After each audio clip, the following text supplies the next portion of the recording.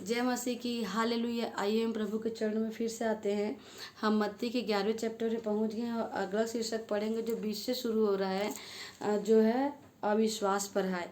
यीशु मसीह कहते हैं 20वें में कि तब वह उन नगरों को उलाहना देने लगा। मतलब यीशु मसीह ने जिस नगर में अद्भुत काम किए, जहाँ पे अंधे देखने लगे, लंगड़े चलने लगे, मुर्दे जीने लगे, कोढ़ी शुद्ध हुए, उस नगर के विषय में यीशु मसीह उलाहना देते हैं और कहते हैं जिनमें उसने बहुत से आश्चर्य के काम किए थे, क्योंकि उन्होंने अपना मन न फिराया। मतलब जो मैं वर्णन करी कि जो अंधे देखने लगे, लंगड़े चलने लगे, कुष्ठ के रोग शुद्ध हो गए, तो यीशु मसीह ने जिन नगर में ये सब काम किए थे वो लोग अपना मन नहीं फिराए। मतलब यीशु मसीह के इतने अद्भुत काम करने के बावजूद भी उनके आँख पे पट्टी बंधी थी, उनके कान बंद थे, मतलब देख के भी ना देखे और सुन के भी ना सुने। इसलिए यीशु मसीह कहते हैं कि मैं तुमसे सच सच कहता हूँ, मतलब जो मैं करता हूँ एटलीस्ट उसे तो देखो।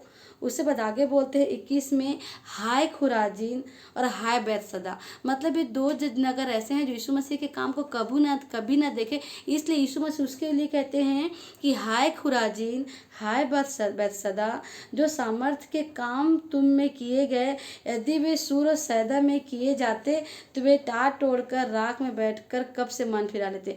मतलब यीशु मसीह ने खुराजीन और बैतसैदा में काम किए, तो यीशु मसीह बोलते कि मेरे काम को तुमने नहीं देखा।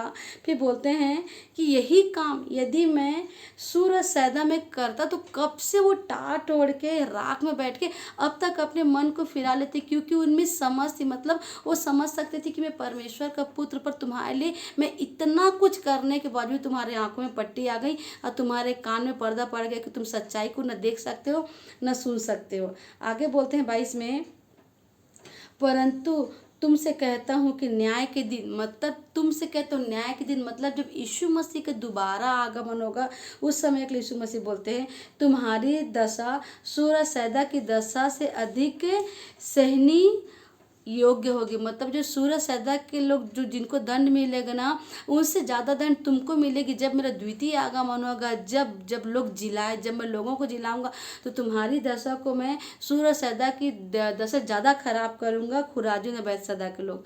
उसके बाद आगे यीशु मसीह बोलते हैं 23 में, हे का फरन हूँ, क्या तू स्वर्ग तक ऊंचा किया जाएगा। मतलब खुदावन यीशु मसीह ने क्या बोलते हैं, कफरनहूम ने बहुत सारे अद्भुत काम किए, इसीलिए कफरनहूम के लिए यीशु मसीह बोलते हैं क्या तू स्वर्ग तक ऊंचा किया जाएगा। मतलब तुझे इतना घमंड है क्या कि तू स्वर्ग तक ऊपर किया जाएगा। उसके बाद बोलते क्वेश्चन मार्क, आगे बोलते हैं तू तो अधोलोक तक नीचे किया जाएगा। मतलब तुझे मैं ऐसा दंड दूंगा कि तुझे मैं नर्क के अग्नि में डालूंगा। मतलब तू अधोलोक तक नीचे किया जाएगा, ऐसा बोलते हैं। आगे बोलते हैं जो सामर्थ्य के काम तुम में किए गए हैं, मतलब जितने सामर्थ्य काम मैं तुम्हारे बीच में किए गए हैं, यदि सदोम में किए जाते तो वह आज तक बना रहता। मतलब सदोम मतलब जहाँ पे एक स्त्री का स्त्री से संबंध हुआ करता था, एक पुरुष का पुरुष से संबंध हुआ करता था, व्यभिचार हुआ करता, वो सदोम का देश है। यीशु मसीह बोलते हैं कि हे कफरनहूम, यदि इतना काम यदि मैं सदोम में करता था ना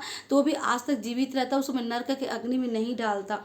आगे बोलते हैं पर मैं तुमसे कहता हूँ, मतलब यीशु मसीह बोलते पर मैं तुमसे कहता हूँ कि न्याय के दिन तेरी दशा सदोम की दशा से अधिक सहने योग्य होगी। मतलब वही बोलते हैं कि सदोम के दिन मैं सुसमाचार सुनाता तो सदोम आज तक जीवित रहता, पर मैं बोलता हूँ कि जब मैं दोबारा आगमन करूँगा ना तो तेरी दशा सदोम से भी गंदी करूँगा। मतलब इतना यीशु मसीह चिढ़ गए थे। मतलब सच में यीशु मसीह अब इतना अच्छा काम करते खुदावन, पर सच में खुदावन आज लोगों की आंखें बंद है और कान भी बंद है। मेरे खुदा आंखें बंद है तो देख नहीं पाते मेरे खुदावन, और कान बंद है तो सुन नहीं पाते। तारीफ करती खुदावन, आपने अपना जीवित कलाम दिया खुदा, और तारीफ करती खुदावन तेरे वचन को पढ़ के खुदावन हम तेरे जैसे बदलते चले जाएं। तारीफ करती खुदावन, सारी आदर सारी महिमा आपको मिले, यीशु मसीह के नाम से मांगते हैं, आमीन आमीन आमीन।